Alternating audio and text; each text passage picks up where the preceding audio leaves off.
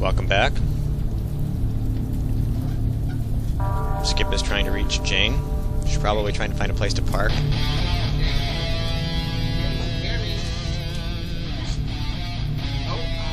Sorry, what? Is that a piece of Black Sabbath or something that you're playing? No, it's Avenged Sevenfold. Okay.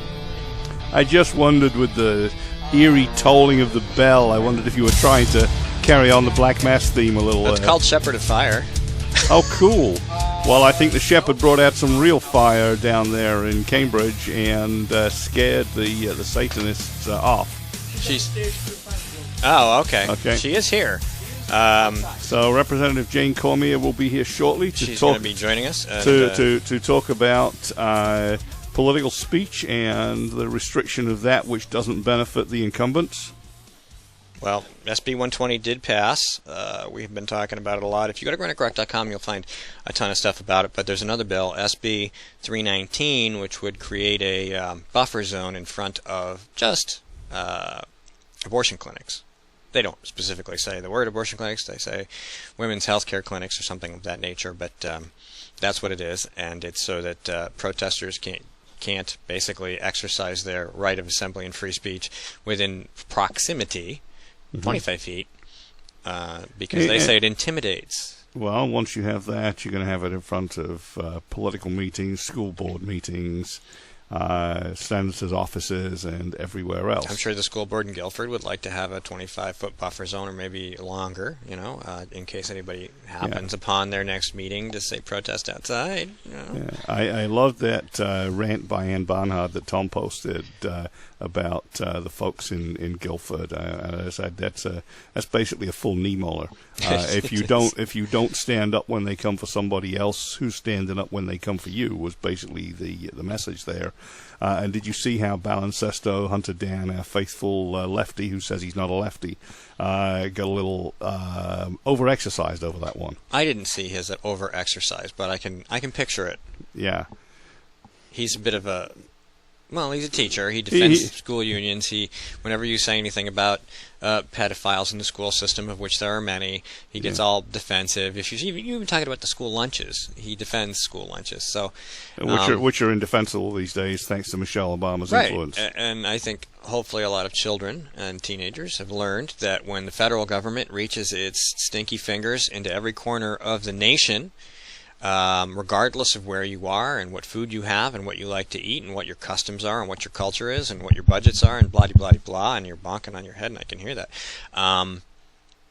You cannot dictate a one-size-fits-all solution from a really, really far away place. It just does not work. A country is too big. There's too many of us. We're too different. Yeah, and you mentioned cultural diversity in food. I mean, the Liberals celebrate cultural diversity, indeed would like to cram it down our throats, yet when it comes to school lunches, it's one size fits all, never mind the variations in culture. How can that be? Hey, Jane's here.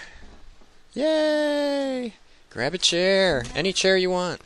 Grab a chair, grab a headset. Anyone that it looks dangerous, like you might fall out of it, that's probably the right chair. So, headset's right in front of you. Yep. Jane Cormier has joined us, New Hampshire House Rep. And we're going to be talking... She's a quiet woman, doesn't have a lot to say.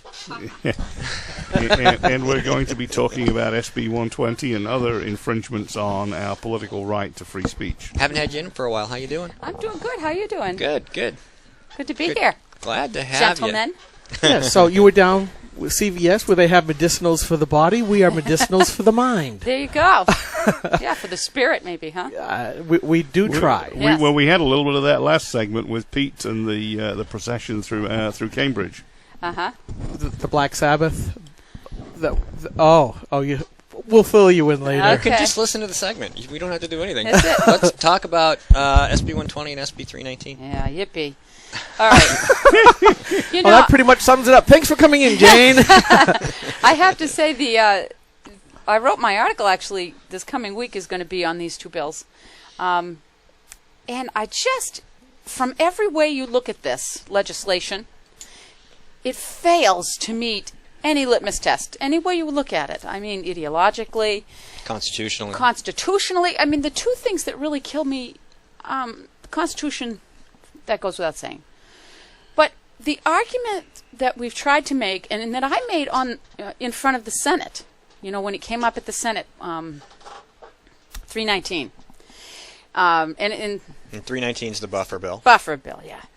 Saying that it was being litigated in the Supreme Court in January. A few justices came out and spoke about it, and it looked like it was going to be found unconstitutional. I mean, it was leaning that way from quotes that Kennedy said, etc. Yeah, by the way, the buffer bill, for those of you who aren't familiar with it, is that there is to be a 25-foot buffer around abortion clinics. Mm-hmm. Health care. No, not abortion clinics, if you read the bill. Health care facilities.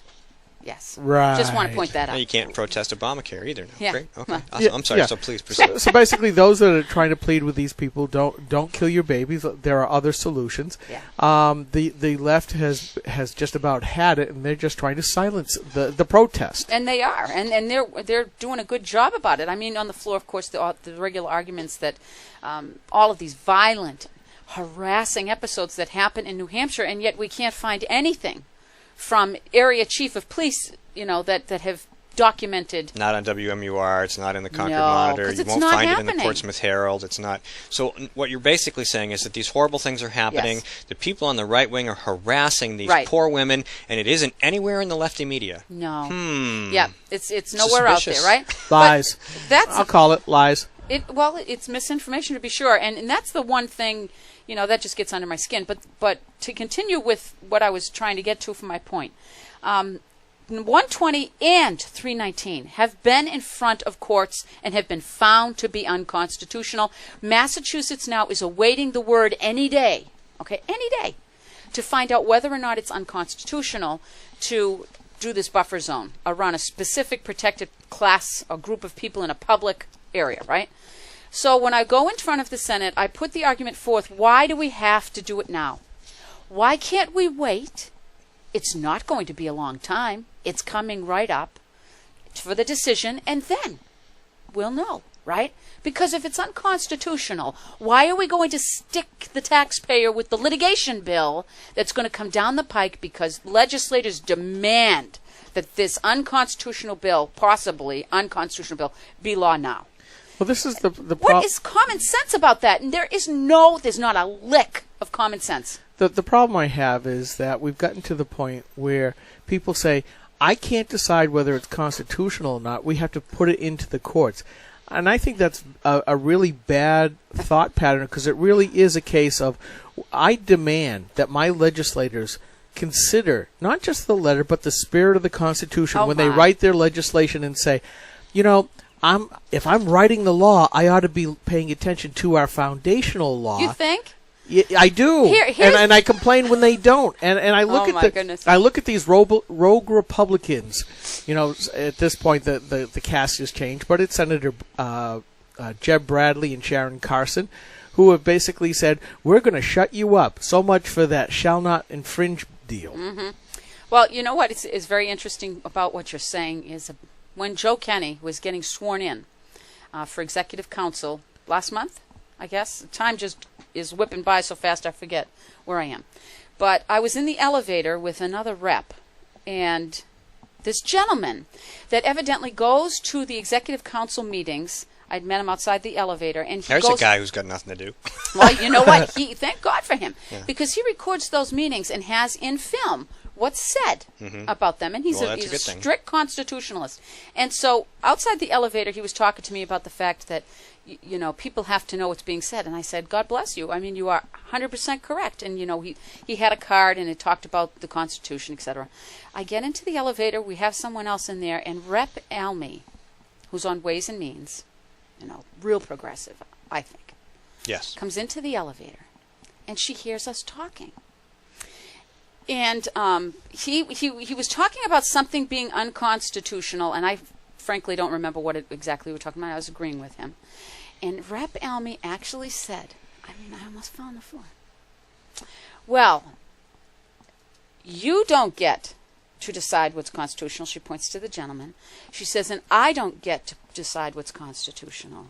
We leave that to the judicial branch to decide what's constitutional. And that's called abdication of responsibility. How do you without any courage or morality in legislatures, this is why you get laws which are basically open blank sheets of paper which are handed to the administrative state and the judicial state to make of them what they will. And no surprise when what they will make is tyranny. Has she offered up a bill to change the oath of office for everybody in the legislature? No, she hasn't. But you know what? What I found kind of interesting about it was this gentleman and I were speaking, and we were having our own conversation. We weren't including her.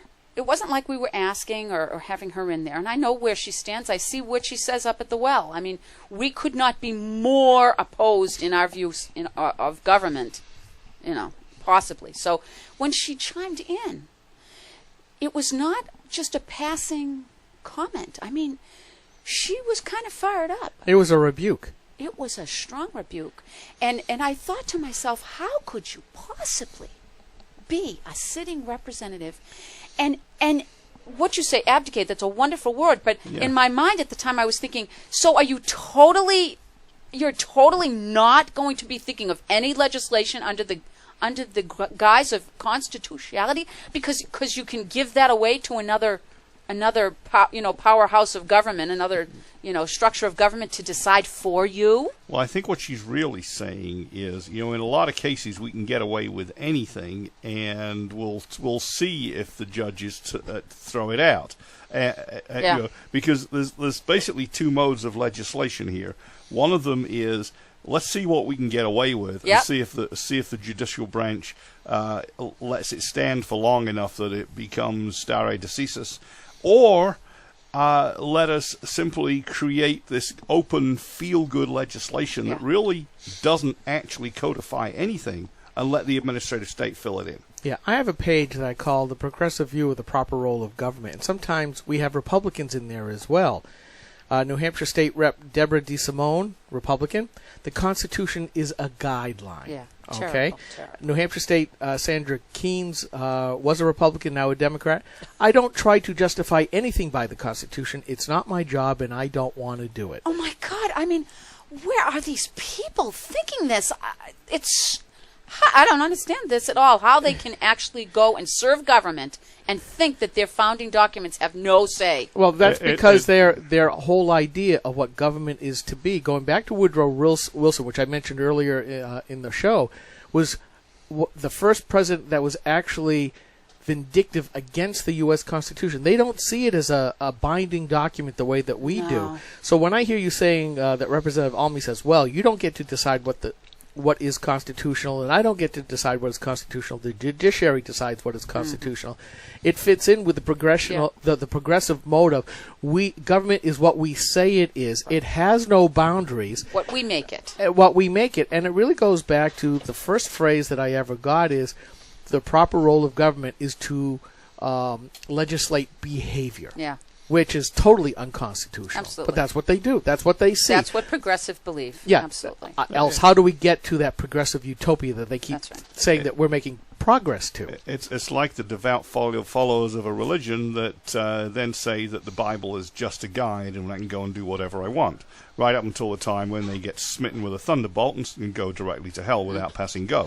And by the way, folks, in the political realm, that is our job, and we will smite you with a thunderbolt of pixels anytime you step out of line. Speaking of that, we're going to take 60 seconds. We'll be right back. Here's some smiting of a local state senator. She tried to make us believe she was a fiscal conservative, but State Senator Nancy Stiles has been deceiving New Hampshire taxpayers. Like a wolf in sheep's clothing, she claimed to be one of us, pretending to blend in, but all along voting like a liberal Democrat. She voted to raise your gas tax by another 23%, taking a bigger bite out of our wallets every time we're at the pump. And oh, how she drooled at the opportunity to vote to expand Obamacare, which will result in higher taxes and longer wait times in the emergency room. And now the Senate wants to pass a bill to prevent us from criticizing Senator Stiles' vote. Call Senator Stiles at 603-918-0553 and tell her that we're on to her wolf in sheep's clothing routine. Tell her to stop pretending to be a fiscal conservative and start voting like one. paid for by Citizens for a Strong New Hampshire.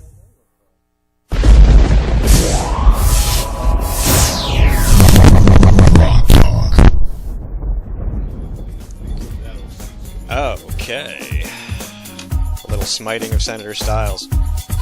We smote Senator Booten in the last segment. Ah. That is absolutely. And we'll be smiting Senator Bradley in the next segment. For those of you, am I on? You are on. I can hear you just fine. Well, that's good. Can you hear yourself? Not really, but I don't need Only it. in my head. Yeah. Oh, that's fine. That happens a lot. So, and of course, Strong New Hampshire did the one about Jeb Bradley a few days ago, which I thought was terrific. And when I've got more time than I need on my hands, I will Photoshop his face into the wolf. Oh, my. That did occur to me. Well, you know, I was having a little trouble getting the wolf's jaws to fit and blend properly, but I'll get it. And I have to admit, you know, Granite Rock was one of the proponents of Jeb Bradley in the special election against bathroom Bud Martin. And, you know, if anybody wants to take me on about voting for the lesser of two evils, well, at the time he seemed much better than the evil that we presented. He was better than Bill Martin. Yeah, absolutely. But now we're reaping the benefits of the lesser of two evils, aren't we? There was a very interesting wave in 2010, and one of those, aside from the Tea Party wave, there were some blatant opportunists in the Republican Party, and Jeb Bradley and Charlie Bass were two of them, that decided that they were going to ride those coattails and get themselves back into office where they didn't deserve to be. And Charlie survived for only 2 years more before being taken out for the second time by a real Democrat instead of a fake one. And Jeb Bradley finds himself in that same uncomfortable position, which is why he's trying to restrict free speech. Back to you, Jane. Well, yeah, back to me. I don't know. 120. Boy, there were more legislative maneuvers done on the House of the Floor on the day that we did that. I think there were 10. Yeah. Quick, short description of what 120 is. 120. This is just a way to get around Citizens United, and it's putting a political entity on very small groups of people that want to make a statement politically, burying them in paperwork. I mean, and burying them and if you look at that bill is such a mess. It is so vague. It is so broad. I've written. I don't know. I can't even tell you how much I've written. You know, if you actually put the words free speech into Google, I show up on the first page. I've written about SB 120 so many times. Yeah. Well, it's because it's to shut down the discussion. Yeah. It's about shutting down discussion, which the major media, right, and the progressive bent of everything that's happening right now is really, I believe that SB 120 came in because they know that we're starting to make a difference. So what's the difference between Jeb Bradley and Harry Reid and Chucky Schumer and Can I tell you, I mean, I'm probably not going to be well beloved about this. He's worse. Ooh. And do you know why he's worse? And I believe this with everything in my being. He's worse because at least those other gentlemen are standing on the platform that they say they espouse. Bradley, Stiles, Booten, and others are standing on a Republican platform, which is not supposed to espouse what they have voted on especially the big planks of our platform.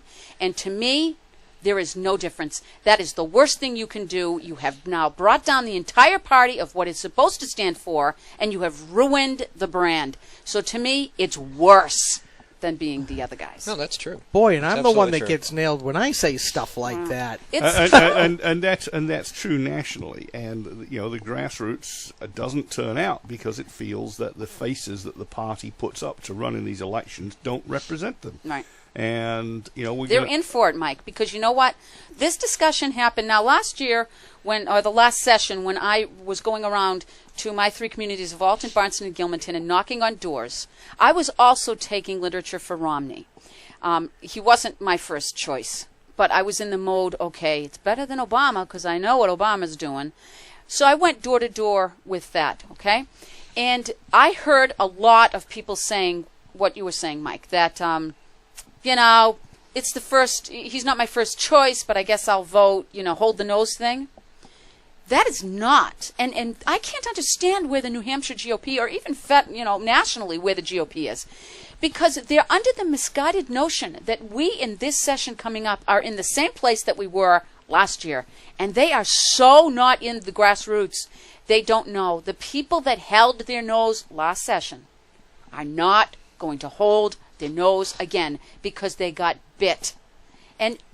But they're going on, and if you hear the discussions that are being said locally, in state and federal, oh, well, when it comes down to it, they're going to vote Republican because what else are they going to do? They really believe this. They're betting the farm on this, and I keep telling them, do not bet the farm. You're going to lose the farm. What else they're going to do is simply not come out at all. Right. Because if you get a Scott Brown, you're not going to get the enthusiasm. Absolutely. I'll be frank.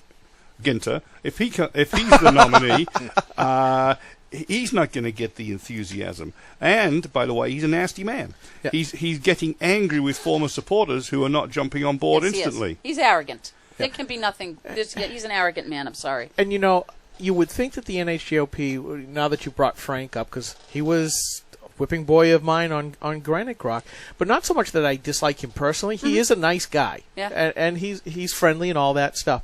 But it's what his actions were. And I'm going back through all the GOP annual meeting videos I did, and I'm pointing out the inconsistencies. Yeah. Last night I put up Kelly Ayotte, but you've got it straight on.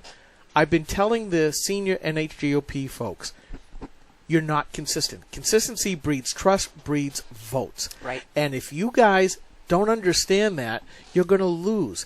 And I told Frank, said it on WMUR, if you failed to do your main promise, which was to cut the budget, right. you failed to do it twice. Right. And I said, you're probably going to lose because you've turned off your most ardent, enthusiastic supporters. You may win, but I bet you lose by the skinniest of margins because the people who normally would have come out and worked for you aren't going to work. Right. If they do work for you, they're not going to have their hearts in it or whatever. And look what happened in that election. He lost. And I've been telling the NHGOP this, and they don't want to listen. All we get is the rah-rah. We're all united. We're all good Republicans. NER is better than a D. Well, that's what Gene Chandler says. And you know something? When I look at the ratings, and I look at Scott Brown to bring him up again, when he votes 22% of the time with the Democrats the first year of his Senate term as from Massachusetts, then votes 46% with the Democrats the second year, and 62% of the time with the Democrats in the U.S. Senate.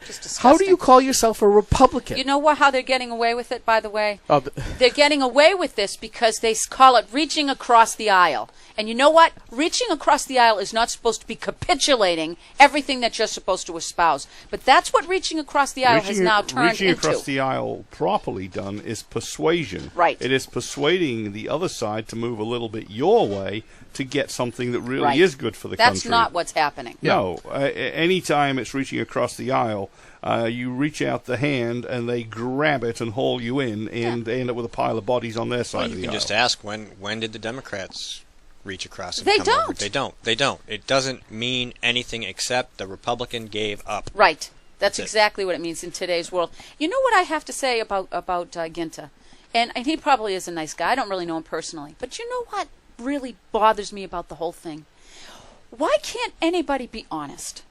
Right? Why can't a politician who's a human being, who's going to someday be the same dust that you and I are going to be, or anyone else, at the end of the game, why can't they come and just tell the truth? Because they won't get elected. But you know what? In the environment that we're in, do you mean if they don't come clean and say this is why, and I have to apologize for that because I know I let some people down, but here we're gonna do this again. I'm gonna ask you to clean the slate. You see, you have to be humble. You have to have some level of humility to admit that you screwed up egregiously. Now, if you can't say that because you didn't screw up, you did exactly what you knew you were going to do going in, I suppose then you can't have that honest dialogue. Well, a lot of them will say, but look at all the conservative stuff I did do. And I'm going, we expect you to do that. You ran as that. We expected you to do that. The ones that he voted on were huge. These were the biggest items for the Tea Party and 9/12ers. The continuing resolutions that essentially allowed the spending to continue, which is his first and primary promise. I will go down there and cut spending. You know, and he could have voted against it. He could have. It still would have passed. He wasn't even smart enough to do that. Yeah. Because I think he did agree with it. He fell in with the idea that this was necessary. He rose pretty quick for a freshman into the leadership, and I think that's what happened, a form of going D.C. I mean, I called him out. Have done so a number of times. Yeah. In the first CR, his name was not among those 50 stalwarts that said no. The second time around, his name was not among those 57 stalwarts that said no. He had 2 shots at the apple. Right. The third one didn't count because that was right before the election. Right. Big deal. Right. But any politician that we put in place should be measured by their actions. Not what they say, but by their actions. Right. And you're right, going back to Bradley and Medicaid expansion and now SB 20 to limit the political speech. I mean, you go back to the revolutionary times. The whole reason we've got the First Amendment was to protect the anonymous pamphleteers that at the time were putting out all kinds of stuff during the Revolutionary War and then the elections afterwards. Anonymously. They didn't have to tell them who was saying what. And the founder said, this is the right thing to do. Mm-hmm. Who the heck is Jeb Bradley and all those other folks to say, I'm smarter than they are? Well, this is all about power, right? Of course it is. And the ability not to be criticized and to be. It really comes down to I don't want to be held accountable. Right. It's exactly what it comes down to. But I think the folks are waking up. I mean, I know people say that, and that could be such a cliche, right? But I can tell you that I'm all over the state. I've had 45 different events of educating, with different things, whether it's Common Core, whether it was about, Granite State Future, whatever it was. And I can tell you that the constituency that I'm hearing from is that even if they were signed on before, even if they signed on for Obamacare, even if they signed on Common Core, they're now, you can see that there's a reticence to jump on the bandwagon. They're at least delaying the response when it comes up. So maybe we are making a difference. We have come to the end of our segment. Do you want to provide any contact information? Anything? JaneForNewHampshire.com. All right, there you go. Jane Cormier, thank you very much for spending some time with GrokTALK. I'm Steve McDonald here with Skip Murphy and Mike Rogers. Coming up in our next segment, we will have Shona Holmes, who is a healthcare refugee from Canada. And she's going to talk to us about that topic that we love to visit so much, Obamacare, and how bad it's going to be. And we'll be right back with that. Jane, thanks again. Thank you. And you have a great day. You too. Thank you.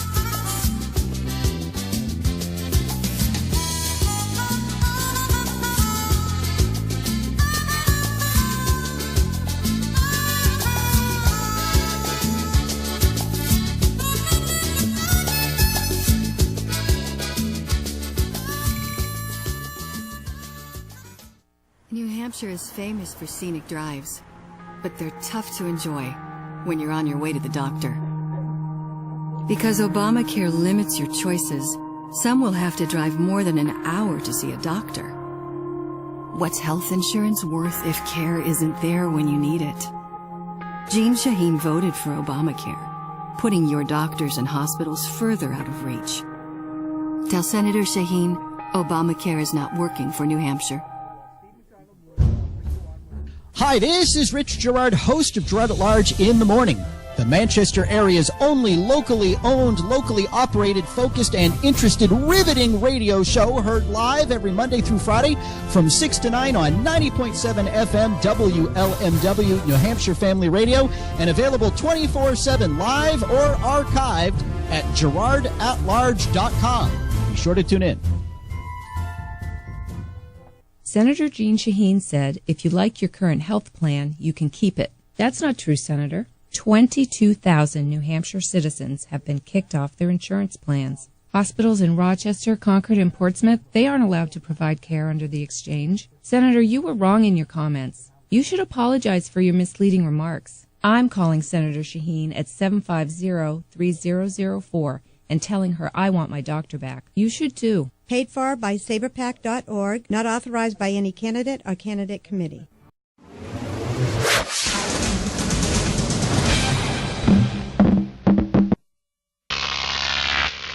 Grok TV.